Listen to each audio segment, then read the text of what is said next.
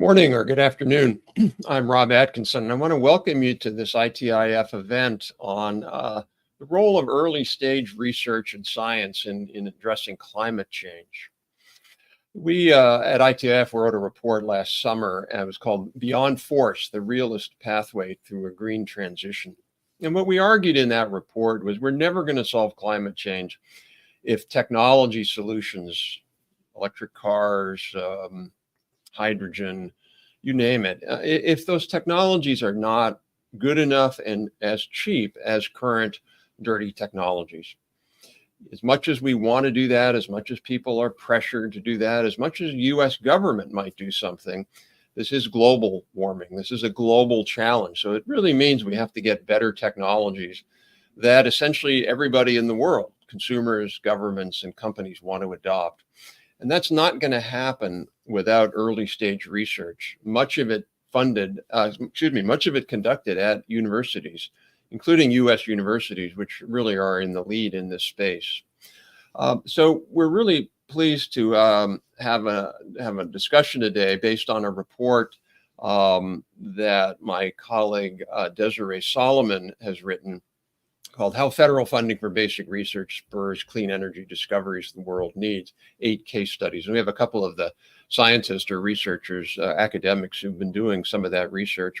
One key stat I want to leave you with before turning it over to Desiree is, if you look at 2022, which is the latest year that DOE provides data, if you look at the amount of total funding for clean energy, including deployment, including tax incentives and direct spending and research. Research funding got only 1.6% of that money. And that number will go down even more with IRA tax incentives. 1.6. So in our view, we're clearly underfunding early stage research. We don't know what's going to happen. Maybe 2/3 of it's going to be interesting projects that never come to light, even 80%. But that's missing the point, because the ones that do work their way through, that can be commercialized effectively, can play a transformational role. I just play one other thing, which is my pet peeve, which is oftentimes when we see that we'll all read an article about some interesting research that has been done at a university. And most of the time it doesn't mention that there's federal funding involved. And I think that ends up leading to people thinking, well, the federal government isn't playing a critical role there. And they certainly are through organizations like NSF or DOE or different parts of DOD or whatever that might be. So I'm really delighted to turn it over to moderate this conversation to a colleague of mine. Desiree Solomon is a policy fellow at ITIF with over 5 years experience in legal and policy research. She is also currently an MS Foreign Service candidate at Georgetown, and she's pursuing a career at the nexus of economic development, tech policy, and international trade. And most importantly, Desiree is the author of this great new report that we've released. So Desiree, over to you. Thank you, Rob. I appreciate that introduction, and good afternoon to our virtual audience. Climate change is global, and as such, global solutions must be able to scale globally. Developing the wide array of clean energy technology the world needs will require a host of new discoveries and breakthroughs, much as Rob mentioned, is conducted through universities. That's why it's critical for the government to continue investing in research and development. So this includes research and development along the innovation pipeline, including early stage basic research at technology readiness levels, or TRL levels 1, 2, and 3, and then breakthrough developments on the other end of the innovation pipeline, those that are ready for application or ready commercial products. Today, we're focusing on that early stage research and the critical role that universities play in innovations here. To start, I will introduce our expert panelists. Detailed bios can be accessed on our event page, so I'll give a quick blurb about each of these panelists. We have Dr. Paul R. Odnicki Jr., the Director of the Engineering Science Program at the University of Pittsburgh. We have Dr. Sibani Lisa Biswal, Senior Associate Dean at the George R. Brown School of Engineering at Rice University. and Dr. Elizabeth Zeitler, Associate Board Director of Energy and Environmental Systems at the National Academies of Sciences, Engineering, and Medicine. Thank you all for joining us today. We encourage our online viewers to submit questions for the speakers via the Slido link that can be accessed on our YouTube or in the description on our event webpage. To get started, I'd like for our panelists to just allow the audience to get familiar with how you got into this research area. So how did you come to focus on your primary areas of research? We'll start with Beth, and then we'll end with Lisa. Fantastic. We get to delve back into my background when I was doing basic science research. So in between undergrad and grad school, I served in AmeriCorps. And during that time, I decided that I wanted to go back to grad school. So I actually had quite a bit of time to think about what I wanted to pursue and decide what sort of field I wanted to get into. And I ended up interested in pursuing energy systems and understanding how to improve those systems. So when I went to grad school, I chose to do basic science in electrochemistry for energy systems, and in particular for carbon dioxide activation. So that's how I got into things. I was looking for what the major national and global challenges were, and I decided to pursue those. And now I work in the national academies, and my job is to work actually oftentimes with the same sorts of experts you've selected here, Desiree, to answer questions for the government, which often have their foundations in basic science. Thank you. And Paul, can you tell us a little bit about what your primary areas of research are and how you came to focus on them? Sure. So I did my undergraduate at University of Pittsburgh in engineering physics, actually in the same program that I'm now the director of. I was really compelled by the combination of engineering to solve real world problems with fundamental science to provide new ideas and new solutions. And really that combination of the two has been a passion of mine throughout my career. In doing that pursuit, I discovered that I also had a passion for materials and material science and engineering. So I did my PhD in material science and engineering at Carnegie Mellon University. And that was where I really dove deep into some of the fundamental topics that have served as a launching pad for a lot of the work that I've done throughout my career. So I did some work on kind of fundamental investigations of crystallization and phase transformations in magnetic materials to tailor their properties for applications in electric power conversion. And at the time, it was early stage. It was funded by NSF, and really great science. Learned a lot. Had a lot of fun as a graduate student. After that time, I then went on to pursue a career in industry, and then at the Department of Energy, doing more applied research. And was able to kind of continue that and to mature some of those ideas and eventually took it to commercial stage. So I think I can offer some unique insights, both in terms of how I really was kind of engaged early on in terms of the fundamental science, and then was able to participate in that throughout the rest of my career. Thank you. Thank you for drawing that through line. You went to undergrad there and came right back and led the program. Yeah, it shows you how much I enjoyed it and how it laid a foundation for my future career, that I was excited to come back and help run it here as a professional now. So, yes, thank you. And Lisa, can you tell us about some of your research that you cover and how you came to focus on that? Certainly. So I grew up in Silicon Valley, so I was very early age exposed to computer chips and building my own computer. So it wasn't a big surprise that I chose to become an engineer. I did my undergraduate training at Caltech. I chose to be a chemical engineer because at that time I knew I loved math, science, chemistry, and that seemed to be the best option to be able to use all of that together. And then I actually was very happy to kind of see the options that were available to chemical engineers. I almost consider it to be one of our universal engineers. You can go into materials and energy and biotech. And so that really has been something I've enjoyed as a chemical engineer. After undergraduate, I decided to go off and do my PhD at Stanford University, also in chemical engineering. There is where I really got to work with basic science and materials. So I was designing how to be able to control building blocks with magnetic fields. These are colloidal systems that we could be able to design in very specific patterns and place them.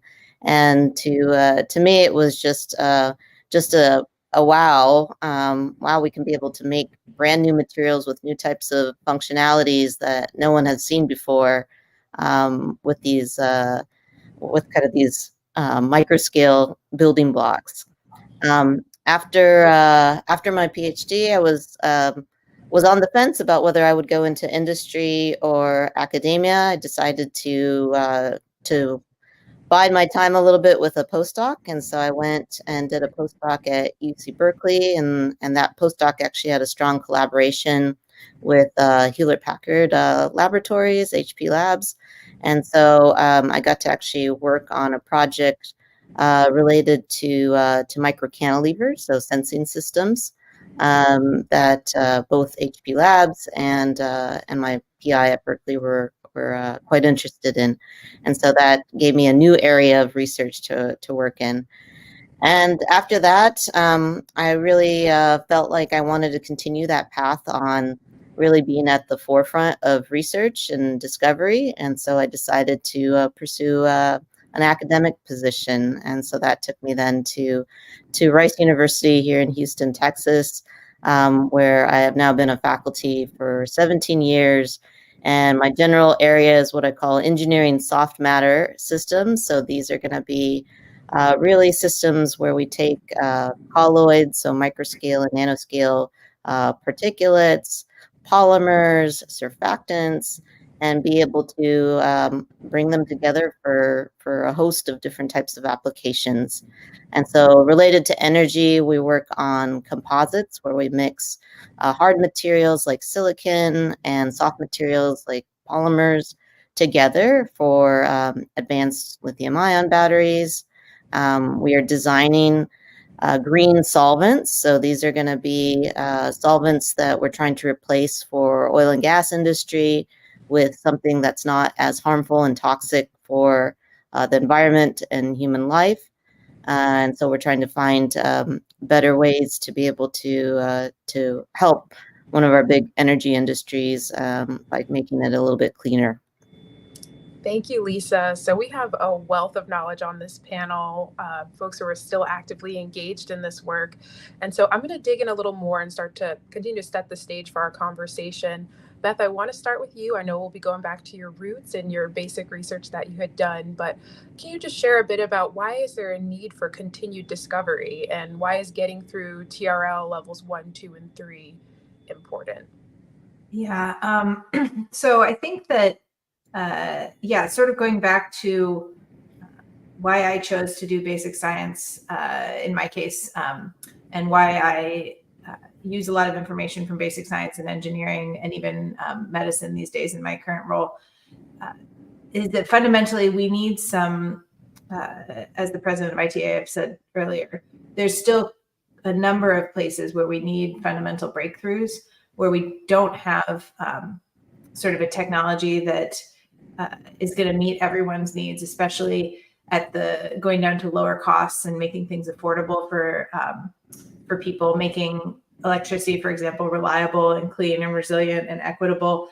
We have a lot of technologies to get us most of the way there, but not enough to get us all the way, I think, to some of our goals, especially given that we need to alter our path related to climate change. And so I think that basic science and engineering can really get you those step changes in technology. And that's why I see a need for research in those areas. That's right. There's still gaps. We still have areas where we need that fundamental innovation. And I want to kind of follow along that and ask Paul, what are some of your thoughts? I know you've done the basic side, the applied side.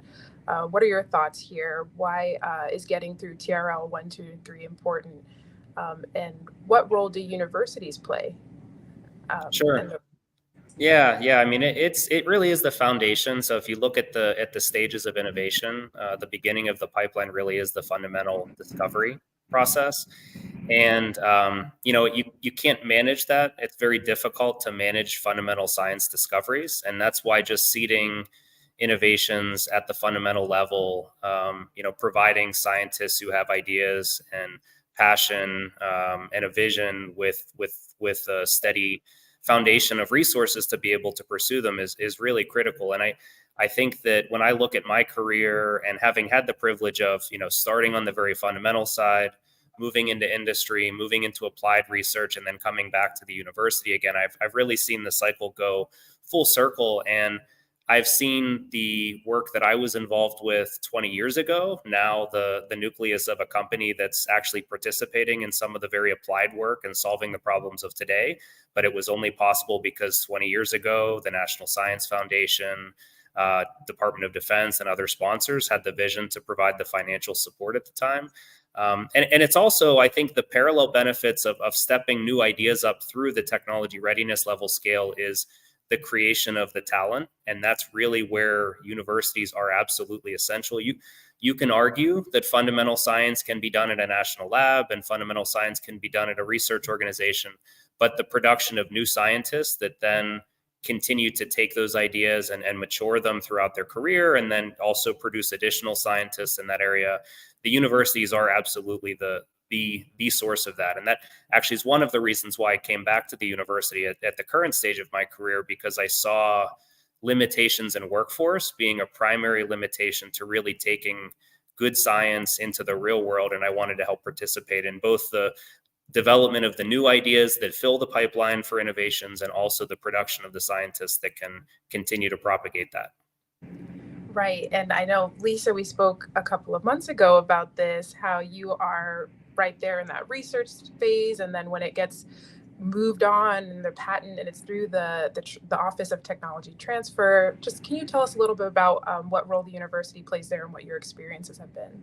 Certainly. So I definitely agree with many of what Paul had said, that really our labs happen to be instrumental for making those discoveries we really wouldn't have thought about. And so I'll just start with an example from my own lab, is that really I actually don't come from electrochemical background. I don't have a training in this area, but I came from it really fortuitously, where I had been working in silicon surfaces and modification of silicon surfaces for different applications related to wettability.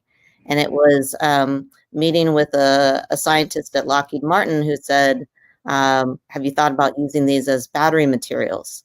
And that just launched me on this path that I'm now, over a decade on, of being able to then develop silicon composites for lithium-ion batteries. And we approached it from a very different angle than I think a traditional electrochemist may have approached it. We came at it from my background, which is colloidal and interfacial phenomena. So we were designing the surfaces, we're putting together, mixing with conductive polymers.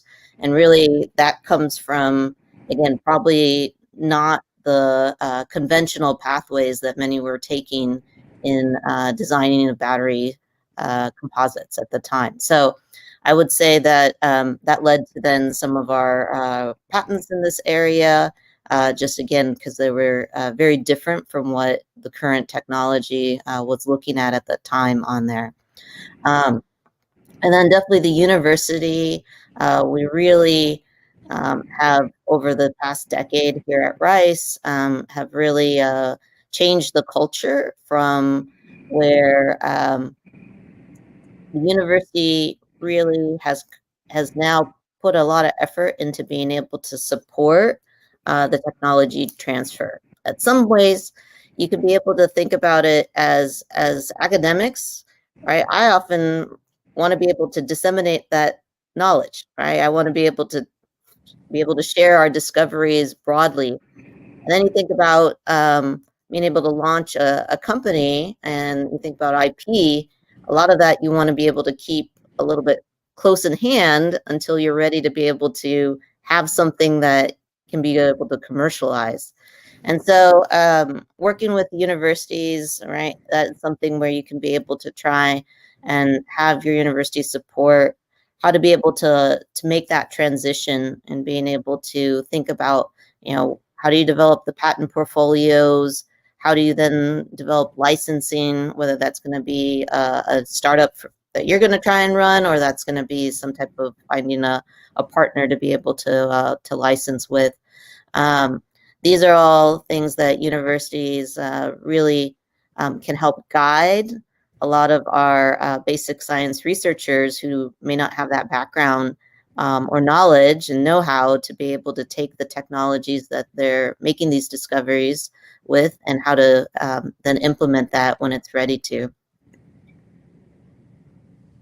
Thank you. And Beth, I know you had a thought there to follow on. Yeah, I just wanted to build on what Lisa was saying in her first part about sort of her experiences working on other topics, really informing new areas of research and doing things in a different way. And I think that's another aspect of fundamental research, is that people are actually being asked to and spending the time on the principles underlying things, and really understanding the physics, the chemistry, the engineering questions, the biological questions.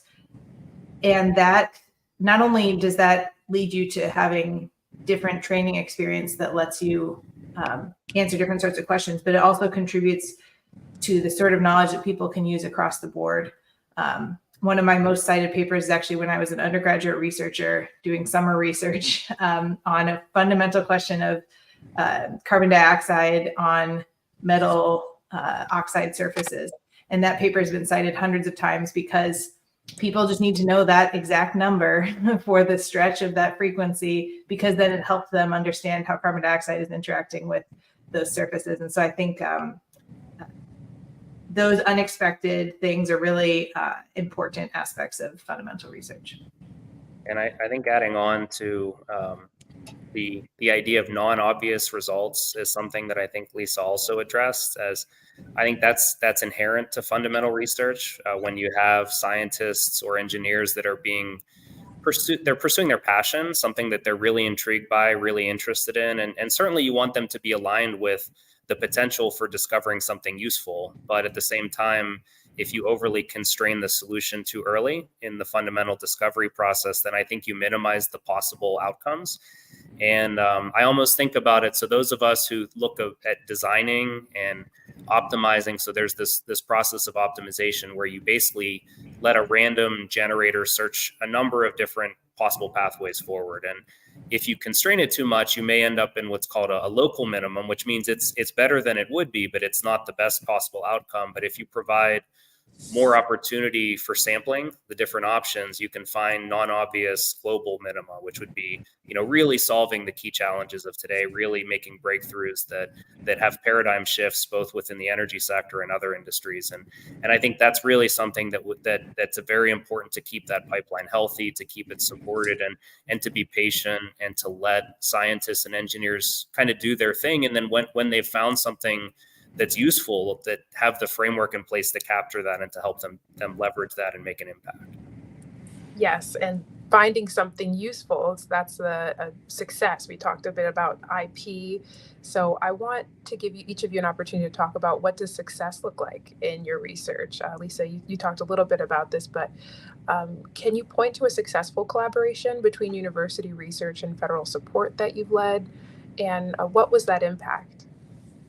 No, definitely. Actually, I'm in the midst of some of this right now. So I've had definitely benefited from very early career opportunities from the support from the federal government. So this is through the National Science Foundation Early Career Award, as well as the Office of Naval Research Young Investigator Award.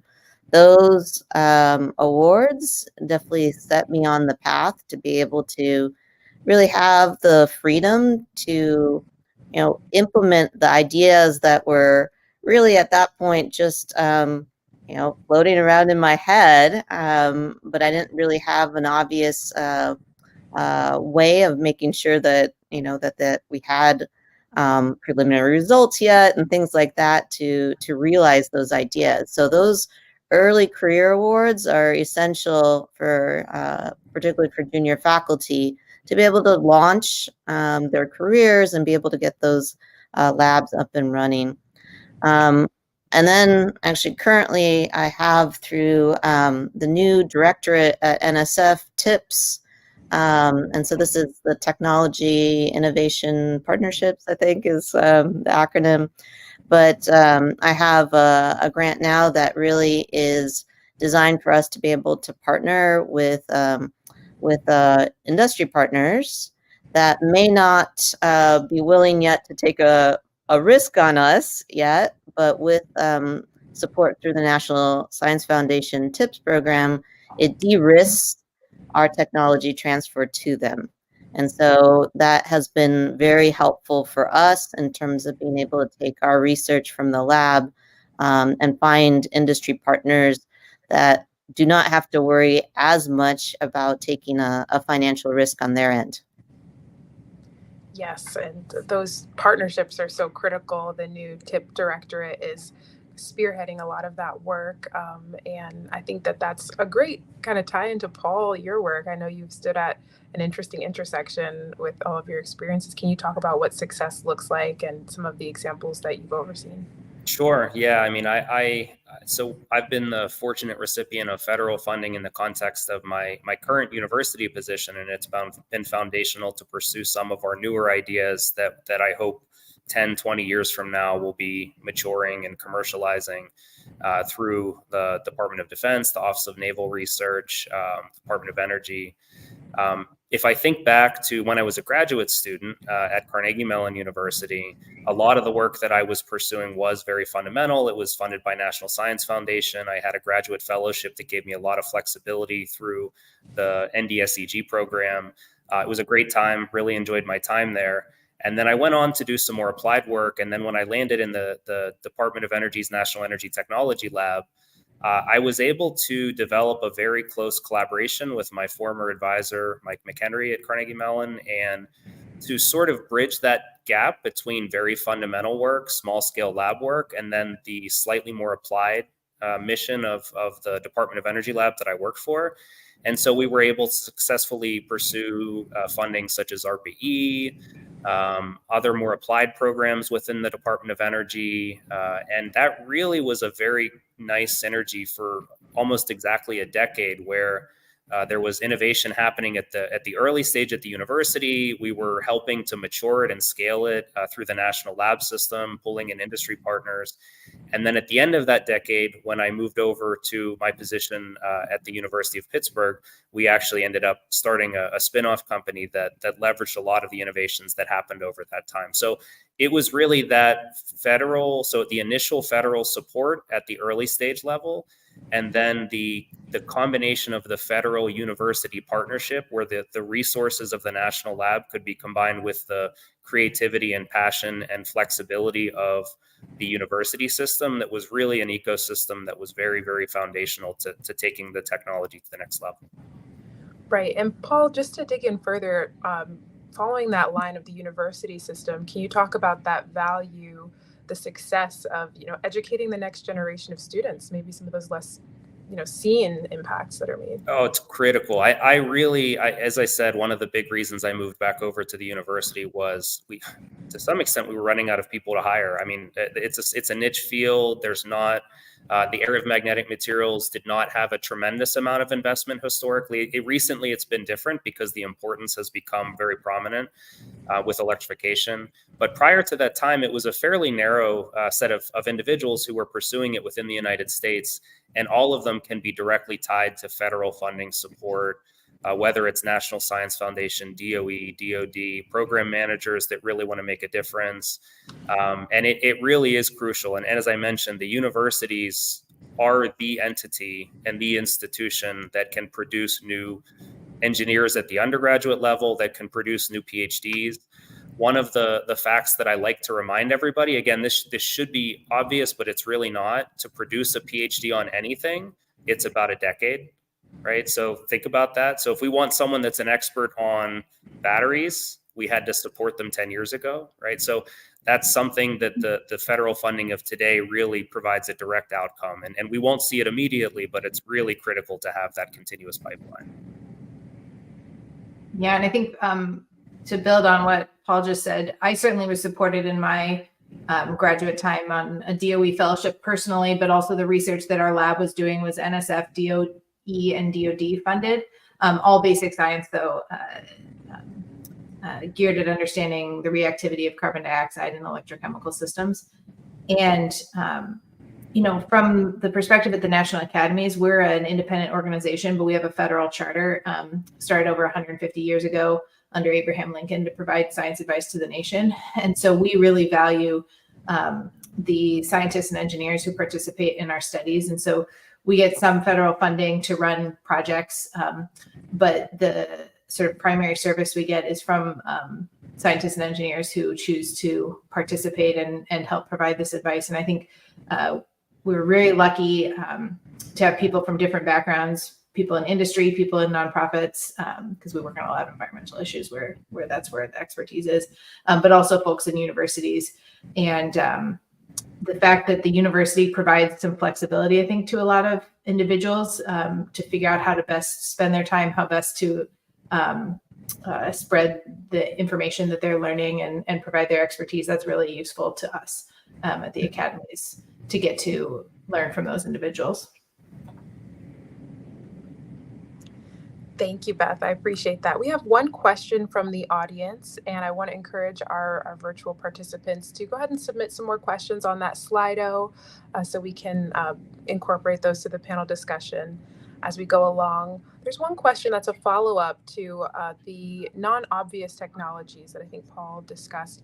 The question is, what sort of non-obvious technologies should students pay the most attention to that are specific to university research that you can't pursue elsewhere?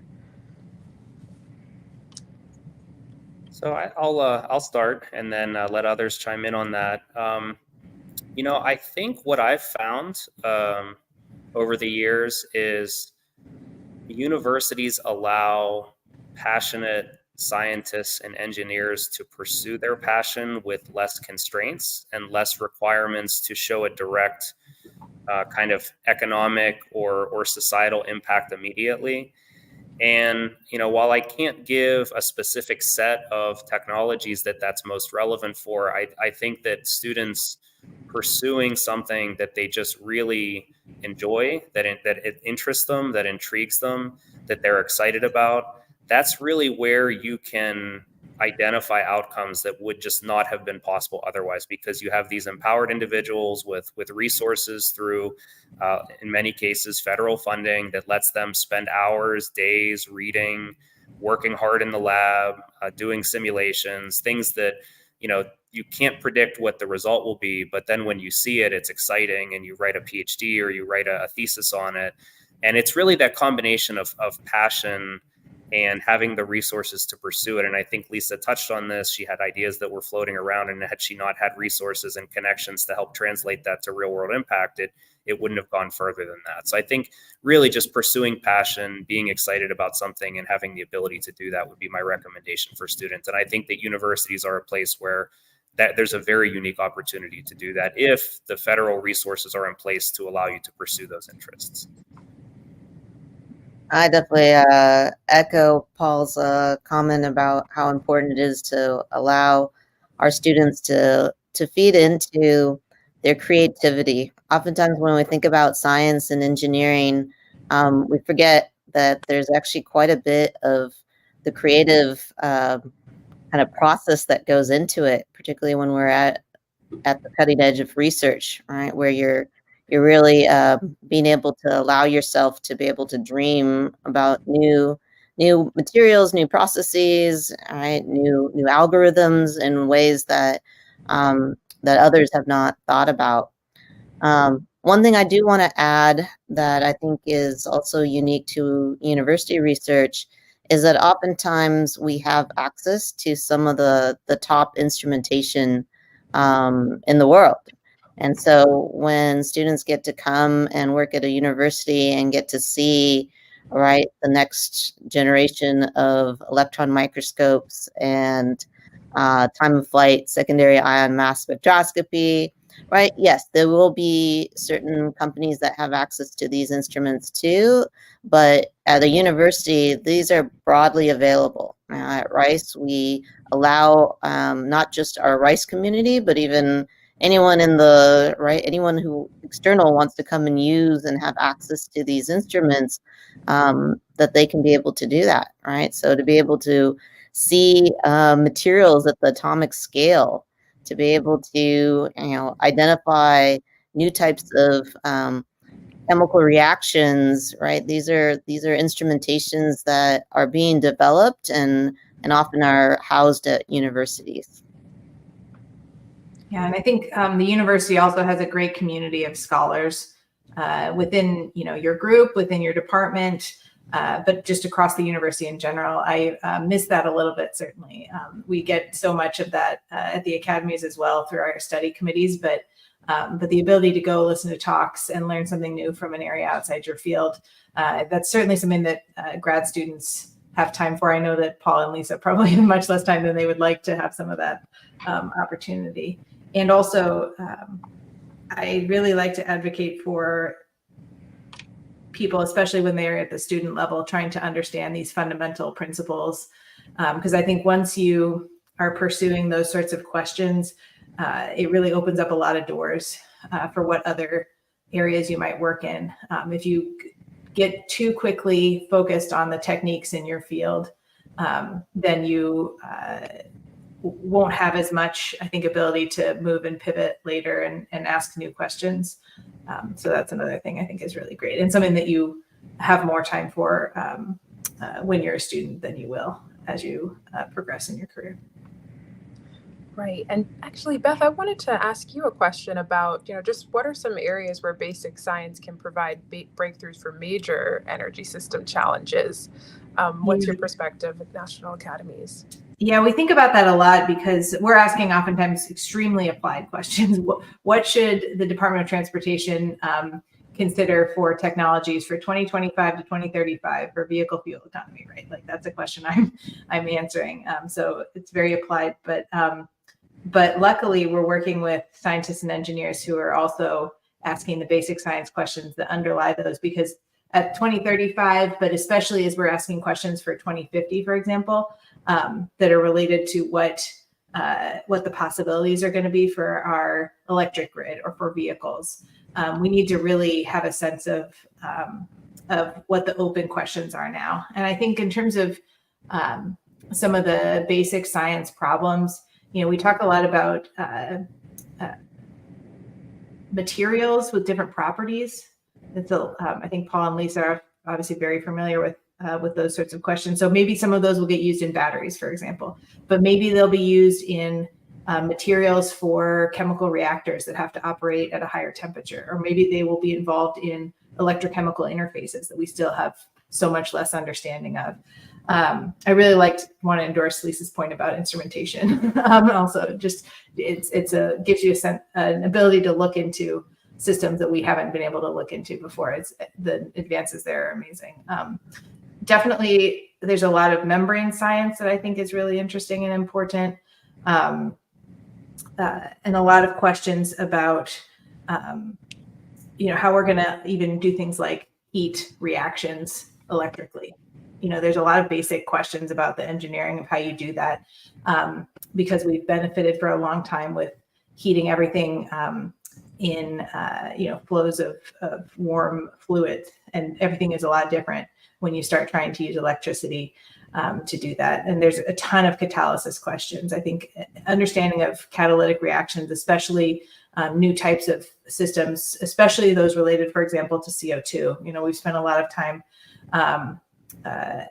asking how you take a hydrocarbon and turn it into something else. And now we're going to sort of do the reverse and start with CO2 and how we're going to use that as a carbon source. So I think there's all sorts of questions like that are very interesting. I don't know what Paul and Lisa are seeing as sort of big classes of areas of interest in that area.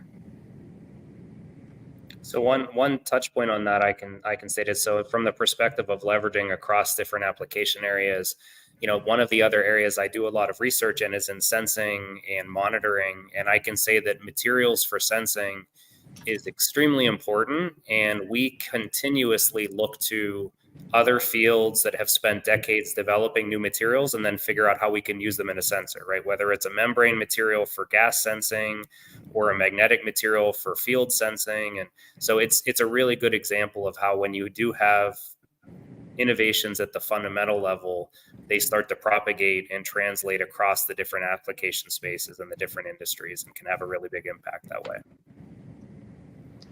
And I want to stick to that university perspective, Paul, to follow up on that and hear from yourself and Lisa. What are some of the primary obstacles that researchers face in conducting this early stage research, maybe technical and non-technical challenges that you come up against?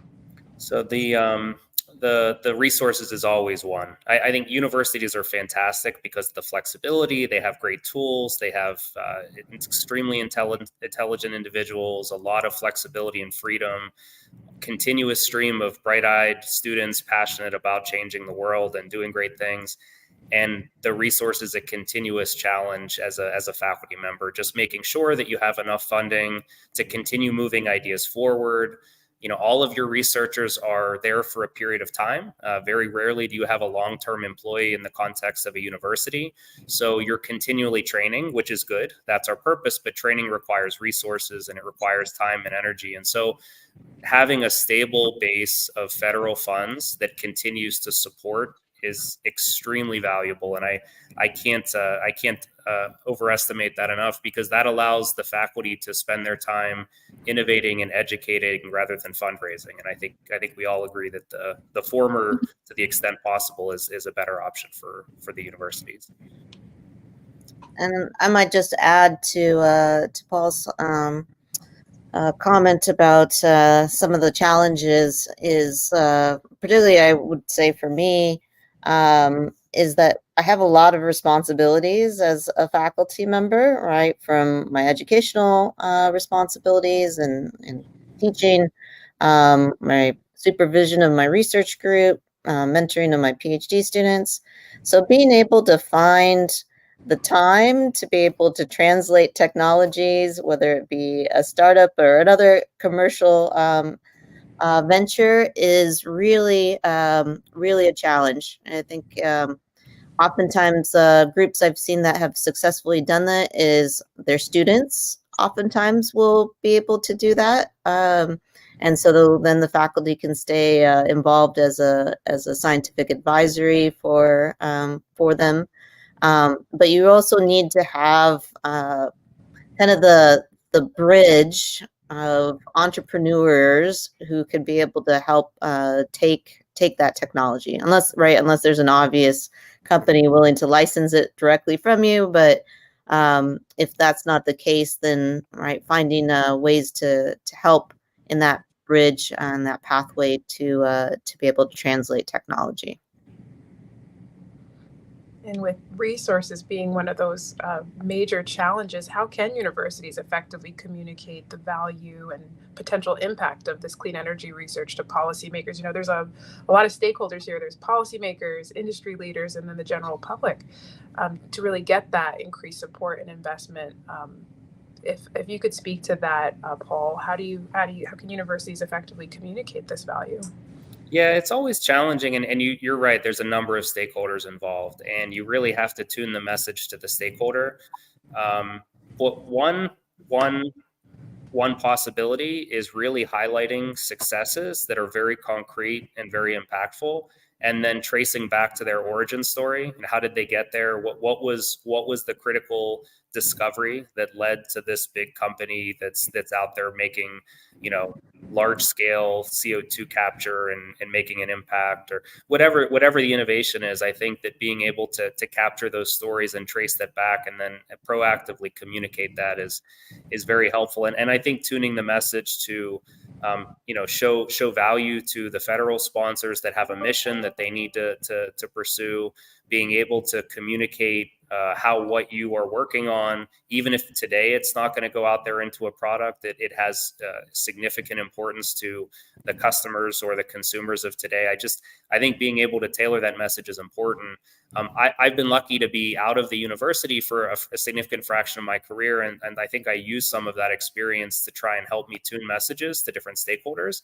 I think for faculty that haven't had that privilege, probably there could be opportunity to provide them with resources or training, or at least some experiences that help them better see things from the other perspective so that they can better articulate the importance of their discoveries.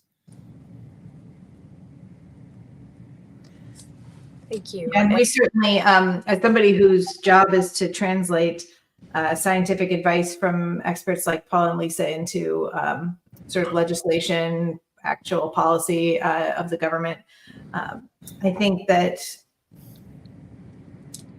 if people take a little bit of time to provide information that's accessible on what their basic science is all about and how it fits into a larger field, that can be through a review article. It could be through, posting something on the web. We learn a lot and learn a lot about who's involved in activities through conferences and all those venues where people communicate about that information. And we love to be able to access the literature as well. And I know that's a struggle for even some academics at institutions that aren't as well resourced to be able, and certainly places outside the US, to be able to access information on this basic science. I think anytime that you can put something out there that's available to everyone free of charge, that helps a lot. And Beth, to stay with some of your perspective at the National Academies, can you talk a little bit about the approach that you all take in providing advice to policymakers with science for policy or policy for science? Yeah, exactly. We that's the breakdown. We think of it as science for policy, which is what I mentioned before. What are the technologies for fuel economy, for example? That's providing some science advice to policymakers who are going to be making writing things up in the Federal Register. And then policy for science is using folks like Paul and Lisa to help us advise on what the priorities should be for federal funding or for directing and guiding different agencies in their decision making for other sorts of investments in science, including training programs, even down to K-12 training, right? And so I think we're very lucky, as I mentioned, to get to work with a lot of experts, a ton of folks in the university space, but also, as I said, scientists and engineers and other experts who work for companies, who work for nonprofits, who even are, members of communities who are impacted by changes in policies that matter for science and engineering, teachers out in the field, things like that. So I think the Academies is one of the major institutions that is able to provide that role, but actually I know universities spend quite a bit of time trying to provide some of that public information. And I think to the extent that universities and other groups can provide that unbiased information, that's really important, because a lot of people, especially the legislators, there's lots of folks who are in the halls of Congress lobbying constantly from their businesses, understandable, perspective, but it's not necessarily the perspective of the entire nation. And so trying to come up with some consensus advice that comes from a scientific, engineering, medical perspective is very helpful. And I think to the extent that universities can be involved in that, we even use those resources, right? We get information from Rice, from Pitt, from MIT, from Caltech, when people produce those results. So I think it's just another way for, especially the fundamental scientists, where it's not as obvious always, as Paul was saying, what was the breakthrough that resulted in technology? Because sometimes it was a breakthrough that someone made that you wouldn't even put on a TRL scale because it really wasn't directed at a particular application. And it's hard to sometimes draw that thread back to what the basic science was. So I think to the extent that people can describe, here's the fundamental physics, the fundamental biology of what we're talking about. We're trying to improve photosynthesis, for example, make it more efficient. If you just say things like that and then provide the information about, here's what we're understanding about the enzymes or about the nutrient requirements or things like that. That I think that really makes it usable for individuals. And we try to translate that into something, like I said, that can go actually into legislation, into policy, because it provides something that they can use in that format. And just that policy for science or science for policy, it reminds me of this World War II era debate between Vannevar Bush, the head of Office of Science Research and Development, and then West Virginia Senator Kilgore, about the push for the social purpose for government-funded research, and that push and pull there. Should we allow the scientists to have that blue sky freedom to just use those passions, and then we'll find those uses along the way, allow for that open discovery, or have very targeted, very specific goals for them? So I think it's really amazing, and it's really important, the work that the national academies are doing and pushing for both, and advising policymakers in both avenues. We have another question here from our audience, and it's, if you could choose one public policy decision, not more money, but to better encourage the transmission of basic R&D into applied innovations, what would it be? So, yeah, that's a tough one. There's a lot of ways that happens in practice. From the university perspective, if I had to make a choice there, I really think it is basically the education of the students and the talent, providing them with the opportunity to be creative. So some of the federal investments that already exist, but also developing ties to real world problems, not necessarily requiring them to solve them immediately, but providing them with exposure and engagement. We've done a little bit of that through some industry, university, national lab consortia that I've been involved with. So we have one that we put together in the area of magnetic materials and their applications in electric power conversion. How do you design a transformer with new materials, and how do you discover new materials? And that ecosystem, bringing together industry, university, national lab stakeholders, and highlighting the students and what they're discovering and their future careers, I think can go a really long way, because they may not translate that immediately, but if you inspire them and they're excited and they have the tools, then 10 years later, 20 years later, however long it takes, they're much more likely to bring that to fruition and to bring that into practice and maybe run the company, right? And really drive real world impacts at that point. So that workforce piece for me is something that I think is important. thank you, Paul. And we have just a few more minutes here. So I have a last question for our panelists, and it's really focused on the current landscape, where government support for clean energy tends to focus on deployment incentives. How do we educate policymakers to understand that early stage research is central to solving climate change? So I'll start with you, Beth, and Lisa, if you could follow her. Yeah.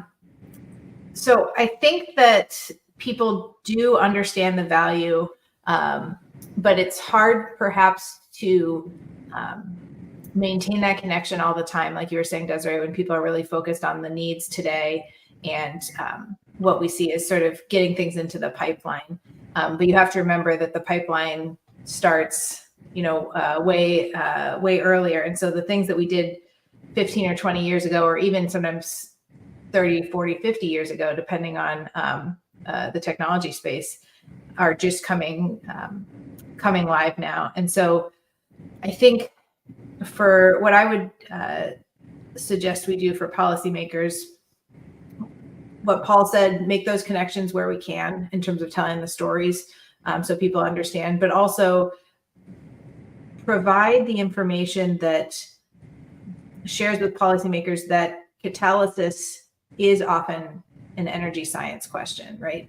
People are thinking of it as oh, it's a chemistry question. It lives within, DOE's chemistry group, right? And people don't necessarily think of it as going forward into energy technologies. And the same thing with these biological questions, with the material science questions, certainly, just putting them in the context of how we develop future technologies and the sort of cross-pollination that they are going to be able to assist with. One thing I might just add is oftentimes, right, with any research, right? I mentioned earlier how it's very much a creative process. In many ways, it's also a story, right? And it's oftentimes one that we want to be able to tell the stories of our science and making sure that, you know, whether it be policymakers, the general public, really understand, right? Just like any story, what the narrative is about, starting from that basic science discovery to where we think is possible to go with it. And so I do put that on us as researchers, university researchers, to really to make sure that we're sharing those stories broadly.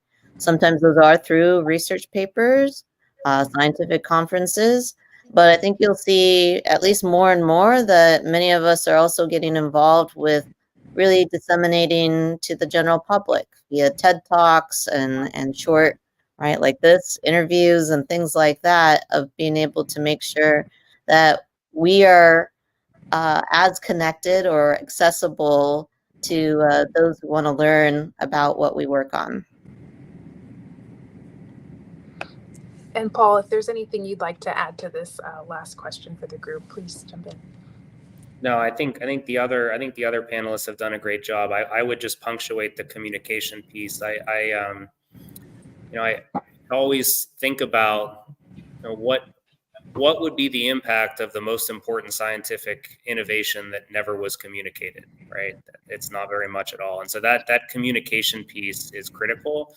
And I think that is absolutely one way that we can really, really have a major impact. And I think to the extent that we're training the next generation in terms of how can they communicate their research through their technical products, but also how can they be understood by the general public, by policymakers and others, and have a message that's scientifically based, that's fundamentally rigorous, but also that's accessible. I think it's a really important skill and a really important trait. And I think the more that we get students and scientists and engineers and understanding and capabilities with that, I think that's only going to help in terms of continuing to help make the case for the fundamental research in the universities. Thank you all. And a few points that have come up throughout this conversation is the passion that these graduate students and the folks leading this research have, and what critical role that is, the creativity and allowing that space that is really unique to a university setting. And then the importance of communication, detailing what really are these values, what's the value of this, having skilled messaging and being able to assist with clearly demonstrating the value of these innovations. So I just wanted to underscore that and talk a little bit more about a report that's coming out. It's out now, and it's a piece that I wrote highlighting 8 different universities who have conducted breakthroughs in clean energy innovation. And there's a piece from Rice University in there. I want to shout out Dr. Biswal for her incredible work with her team there. But there are several others, and 2 of them are international projects. So we're talking about just innovation power. So what we invest in at the beginning in TRL levels 1, 2, and 3 will allow maybe decades later us to see the fruits of that and the innovation power that we have, also creating jobs as well. So I just really appreciate our panelists and bringing your expertise to this conversation. It was really valuable having your time and all of your perspectives here. Thank you all for joining, and our virtual audience. Please keep a lookout for other ITIF events coming this month and so forth. Appreciate you all for attending. Have a great afternoon. Thank you very much. Thanks to everyone.